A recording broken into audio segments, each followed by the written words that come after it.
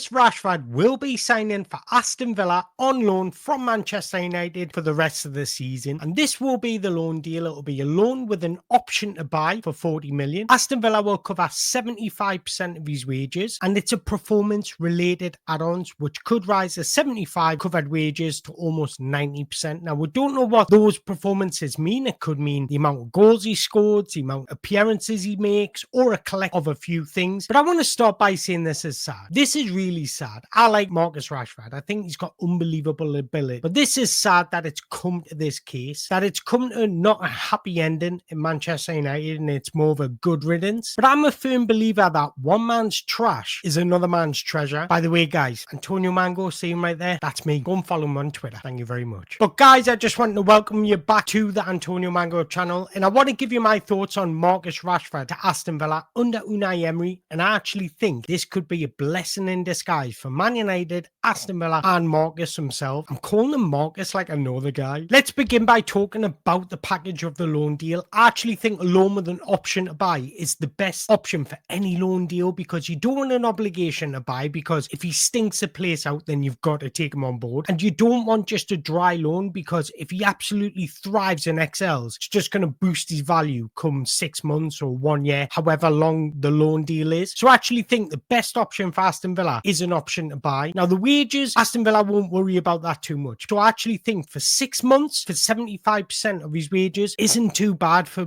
Aston Villa. Now, I don't know if it's just me trying to look at the positive of everything, but I'm the type of guy that wants to see everybody thrive. Whether it's someone that's a cleaner or a footballer, it doesn't matter. I want to see somebody trying to be the best version of himself. And I think Marcus Rashford, to an extent, did at Man United, because he was at the club for 20 years. He made 426 senior appearances, scoring 138 goals and providing 63 assists. I should have added this up before I started this, but quick maths, what's that? 201 goal assists and 426 appearances isn't bad. When he came through with Man United, that's when things starting to go downhill, you've got to remember. So he wasn't in the best environment. He wasn't in a thriving Man United side. I think if he had been in a side that Alex Ferguson was in, that had the Beckhams, the Gary Nevilles, the Jaap Stams, the Rio Ferdinands, I could go on. If he was in that side, honestly, wouldn't be leaving Man United. I do honestly believe it's the environment he's in. Think about how many Manchester United players have thrived throughout this past decade. You could argue Bruno Fernandes. I don't think Kobe Mainoo's had the time yet to really see his thrive. I think Lenny Yoro will get there. I think, who else is at Man United? Amad Diallo will get there. Nobody else has actually thrived in that environment. So I don't blame Marcus Rashford. And I've never spoke to Marcus Rashford myself, but I've spoke to people that do know Marcus Rashford, and they've been telling me that he's disappointed in himself for letting people down. And when you have 60,000 fans calling you and getting on your back, it's going to impact you mentally. I don't care what anyone says. There's some people that thrive in circumstances like that, and you can clearly identify which players will. It's those that have come from adversity, and I don't think Marcus Rashford has come from adversity. And I said the same about Jadon Sancho. These two players grew up getting told that they were elite, getting told that they were the dog's bollocks, getting told that they were the best. So as soon as that criticism hits, they don't know how to cope with it. And it was exactly the same with Jadon Sancho. When you think about the players that are so good against adversity, they're the players that have had to work for where they've got to. I'm not saying Marcus Rashford hasn't, but he's grew up getting put on a pedestal that is not realistic, whereas some other players haven't been put on that pedestal. Take John Duran, for example. He thrives in adversity, and that's because he's never ever been put on that pedestal, whereas Rashford has always been told that he's the best. Then as soon as he's not the best, he doesn't know how to deal with it. And that's what I'm saying. Marcus Rashford, Jadon Sancho, players of this ilk need an arm around them. Even if they're not thriving, tell them that they are. Tell them that they are, because these are the type of players that need to be loved. And I actually think he will be loved at Aston Villa. So why does this deal make sense? Well, Unai Emery, for one, he's got a proven track record of being a good man manager, getting the best out of these players, playing to their individual strengths, creating an environment where the players can thrive. We've seen that at Sevilla, seen that at Real Sociedad when he first started, at Villarreal, and now we're seeing it at Aston Villa. I think given time, we probably would have seen that at Arsenal as well. If he can keep John Duran in the right track, he can definitely give motivation to Marcus Rashford. Unai Emery is brilliant technician, but he's so underrated for his man management skills. Look at the level Morgan Rogers has got to since he's come to Aston Villa. Different class. Even Ollie Watkins, Jacob Ramsey, Boubacar Kamara, every single player on that football pitch is improving. And that's down to coaching and just allowing the players to feel comfortable in the situation. And that's exactly what Unai Emery brings. And that takes us on to the next point, environment. Squad dynamics at Aston Villa are exactly what Marcus Rashford needs. A happy camp, a camp that's vibrant, a togetherness amongst the squad. Like I mentioned earlier, Rashford needs to feel wanted. He didn't at Man United, and I do think he will feel wanted at Aston Villa. Unai Emery's not daft. He's had a conversation with Rashford. He knows where Marcus Rashford is in his head. And if he thought Marcus Rashford couldn't come in and do a job, he wouldn't be going to Aston Villa. He's not a daft manager. And getting back to why it makes sense, is Aston Villa themselves. It's a huge football club with history. They're playing in Champions League. They're thriving in the Premier League. And they've got an excellent structure, whether that be off the field, where everybody's pulling in the right direction, or on the field, where they've got a clear game plan. So this is a great opportunity for Marcus. Now, I say it's a great opportunity for him because Unai Emery can only do so much. He can open the door. Marcus Rashford's got to step through that door. Let's have a quick look at why Unai Emery might want Marcus Rashford, because he's not a bad footballer. You don't get where Rashford has got to being a bad footballer. I'm telling you, he's just in a bad moment. He offers positional versatility, progressiveness in his play. He's a shot and chance creator. He's a clutch player when you think of that PSG game, when you think of he scored on his Man United debut, he scored on his England debut. He's a final third threat from all areas. Get your teeth back in, Antonio. He's got pace, explosiveness. His off-ball movement is exceptional, whether that be from deep or starting out wide and coming inside. He's got the ability to run off the last man, off the shoulder. What I like about him, his ability to create chances for himself as well as finish those chances. He's an elite ball striking ability. Another thing we keep on hearing is how poor he's been over the past 18 months. Now, the application has been poor. I cannot lie. There's no urgency.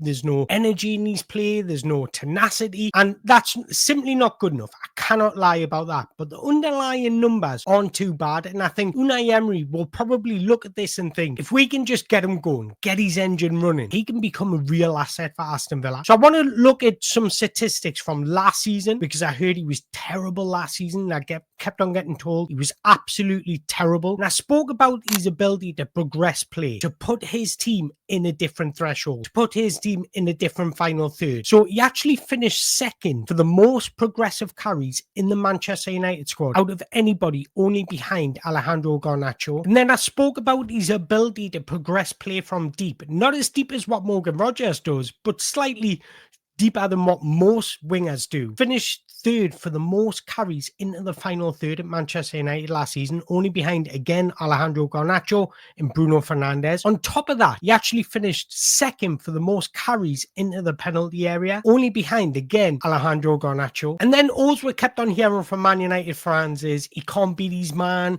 he's not willing to take his man on. However, he finished joint top with Alejandro Garnacho for the most successful take-ons in the Premier League in the Manchester United squad last season. So those underlying numbers aren't that bad, I'm telling you right now, because he's doing this in a team that hasn't been thriving. So once you put him in a structure where he's allowed to express himself, those numbers are just going to get greater, in my opinion. So then what about his ability to create chances? Well, he actually finished third out of anybody in the Manchester United squad with 87, again only behind Alejandro Garnacho and Bruno Fernandes. So I thought, why not compare that statistic to the rest of the Aston Villa squad? And if he had done what he did last season but in the Aston Villa team, he would have finished fifth out of anybody. Going even deeper, if you compare it to the whole of the Premier League, he created more chances than Michael Olise, Matthias Cunha, Dominic Solanke, Brian Mbeumo, Callum Hudson-Odoi, Mitoma, Alexander Isak, Noni Manueki. So if he's still putting out these numbers in a terrible season, the potential is absolutely there. Now, when it comes to converting them shots into goals, he finished with 12 goal-creating actions in the Premier League last season, which was third in the Manchester United squad. And if you compare that to Aston Villa's squad, he would have finished fourth. And again, if you compare him to the Premier League, he finished above some really high-profile names. Now, I spoke about his ability to be excellent in one-on-one situations. Now, he finished fourth out the whole of the Premier League of shot-creating actions after a take-on. So his ability to beat his man is excellent, and that could put Aston Villa are on a different level when they're looking to break down low blocks. But aside from that, he also draws attention towards him when he's got the ball. That'll free up teammates in dangerous positions. So again, it's just about finding different ways on how you can break down the opposition. And Marcus Rashford can certainly contribute to that. So where will he fit in? Well, Aston Villa have got an unbelievable starting 11. Let's not lie about it. I don't think he's going to walk into the side, but you don't need him to walk in the side. What Aston Villa need to do is build squad depth, have quality off the bench. They don't have that really at the minute. With them playing in the Champions League, they need that squad depth in order to rotate, and that's exactly what it's bringing. He has the ability to play wide left, and he has the ability to play as a centre forward. And on the odd occasion, he's actually played on the right wing for Manchester United, albeit he might not have performed his best there. Now, if we take a look at this graphic, this is the perfect example of what Unai Emery wants from his left winger. And I speak about this all the time. They want runners off the ball supporting Ollie Watkins. Marcus Rashford is perfect for that. He's like a left winger centre forward hybrid. And take no notice of the names here. I know that's Zaniolo, but this is just an example of what he likes to do. Wants his left wingers to come inside in order for his fullbacks to provide the width. Now, Marcus Rashford acts as both. He can act as a touchline winger if you want. Or I personally think he'll be brilliant at playing this role because he's so good at hovering on the blind side of defenders and just using the channel in between the fullback and the centre back in order to get in behind the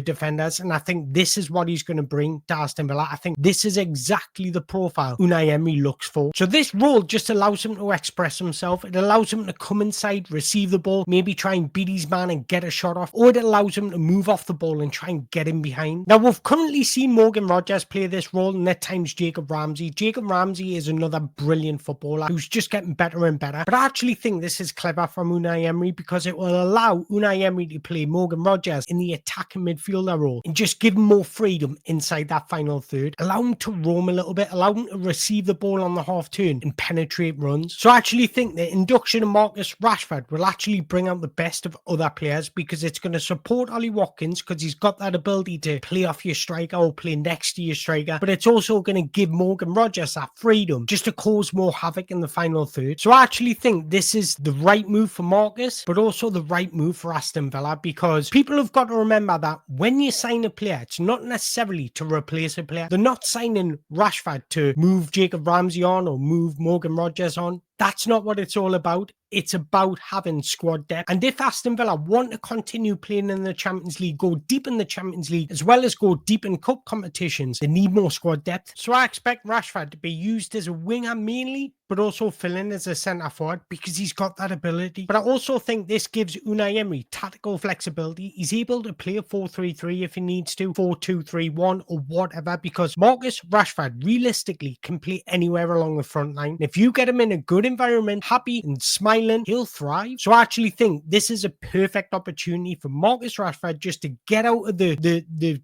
rut that he's in at the moment at Manchester United. Maybe leave Manchester City will benefit him as well. Get a hotel, get an apartment in Birmingham and live there for this 6 months. But finally, before we wrap up, there's only so much Unai Emery can do. He can open the door for Rashford. Rashford's got to step through that door. He's got to be the one to bring his quality out, bring his talent out. So he's got to be the one to want this. And I truly believe there's an exceptional footballer there. And I also believe that sometimes you just need a new environment. I always say just because it doesn't work out with one club doesn't mean it won't work out in another club. And I say that about every footballer. But look, I want to hear what you guys think. Do you agree with me? I actually think it's a good move for all parties, to be honest. But I want to know your thoughts. Aston Villa fans, are you excited about the prospect of Rashford coming to your club? Or do you think this is just a bad deal for Aston Villa? And finally, I just want to say I appreciate all the support because my views, everything's going up and it's making us a little bit happy, to be honest. So, but I once again, just want to say I appreciate you all supporting. Make sure you hit that like button, hit that subscribe button if you haven't already done so, because there will be more videos coming out. But until next time, up the Villa, good luck Marcus, and Unai Emery, put an arm around him, he'll thrive.